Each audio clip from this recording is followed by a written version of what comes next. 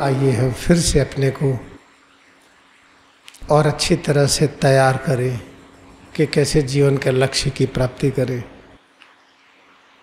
जीवन के लक्ष्य प्राप्ति के सारे साधन, सारा ज्ञान, जितनी हमें शक्ति चाहिए, जो कुछ चाहिए वो सब विद्यमान है सिर से लेकर पैर की उंगली तक इस रूप में। हम उसी को लेकर के प्रकट हुए हैं।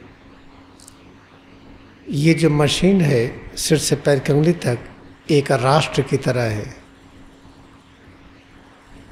और हम इसमें जुड़े हुए हैं। हम कौन हैं? हम ही हैं। हमारा ही स्थूल रूप शरीर है। तो मन क्या है? मन ही सूक्ष्म रूप है शरीर का। तो शरीर क्या है? मन का स्थूल रूप है। तो मन और शरीर क्या है? हम ही मन और शरीर के रूप में हैं। तो हम कौन हैं? मन और शरीर का ही एक अदृश्य सत्ता है जो हम हैं। सब एक ही चीज़ है, दो नहीं है। श्वास क्या है? ये शरीर है जो श्वास के रूप में है। तो श्वास और शरीर में अंतर क्या है? जैसे लहर और समुद्र। तो श्वास से एक लहर, सिर से पैर की उंगली तक यही एक समुद्र। इस तरीके से जब आप ध्यान से सोचिए कि श्वास और ये समुद्र का जो रिश्ता है, श्वास ये लहर और समुद्र का, वही रिश्ता श्वास और शरीर का है।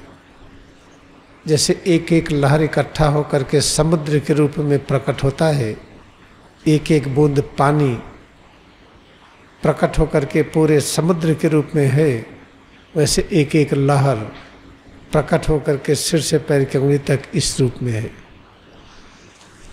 तो हमेशा ऐसे दिमाग को लाना है कि सब एक ही है, अलग अलग रूप में प्रकट हो रहा है। जैसे बीज है, जड़ क्या है? अरे भाई बीज है जो जड़ की तरह है। तो तना क्या है? अरे बीज है जो तने के रूप में है। शाखाएं, बीज है शाखाओं के रूप में। पत्तियां, बीज पत्तियों के रूप में। फिर ये फूल, कांटे, फल, ये बीज ही है, सब रूपों में है। एक बीज प्रकट हो रहा है इस विशाल पेड़ के रूप में। उसकी प्रत्येक रचना है क्या? बीज ही वो रचना बन गई। ठीक ऐसे ही आप सोचिए, जब आप सोचेंगे कि सब चीज़ें अलग अलग हैं तो अलगाववादी विचार आएगा, फिर एकता का विचार संभव ही नहीं है। सिर से लेकर के पैर की अंगुली तक जो भी हम अनुभव कर रहे हैं, इसमें जितनी तरह की अनुभूतियाँ हैं, जैसे श्वास क्या है?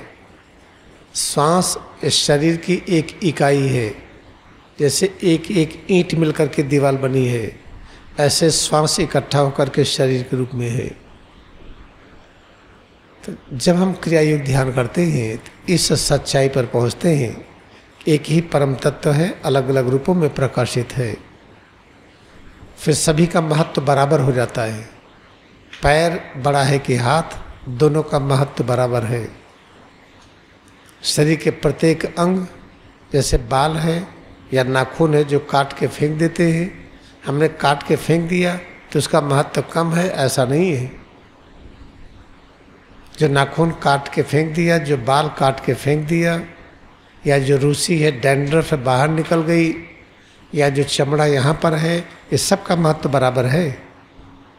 याद रखिएगा। जैसे खाना खाते हैं, खाने का महत्व है। खाना शरीर में गया, रूपांतरित हुआ, मल के रूप में बाहर आया, उस क्रिया का भी महत्व उतना ही है।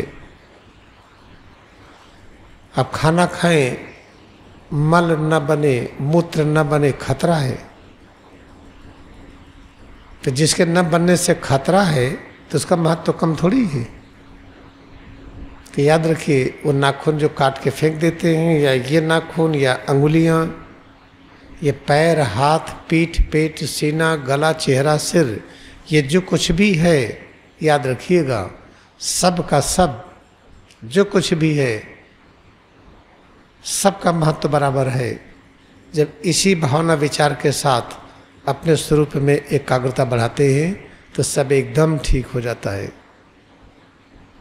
क्या ठीक हो जाता है? शक्ति बढ़ जाती है, बीमारी दूर हो जाती है, चिंता खत्म हो जाती है, शांति मिलती है, ज्ञान मिलता है, अतीत अनुभव करते हैं, भविष्य अनुभव करते हैं, वर्तमान में भी होते हैं। अज्ञानता नहीं होती है।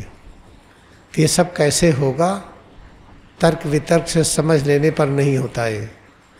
अभ्यास करके अनुभव करिए। अभ्यास करके अनुभव किया तो सिद्ध क्या हुआ? हमने अनुभव कर लिया। हम किसी एक में एकाग्रता बढ़ा करके, चाहे उंगली में या नाखून में या हाथ में या शरीर के किसी भी अंग में, किसी को हम पकड़ करके उस अंग के माध्यम से पूरे शरीर में हम शक्ति संचार कर सकते हैं।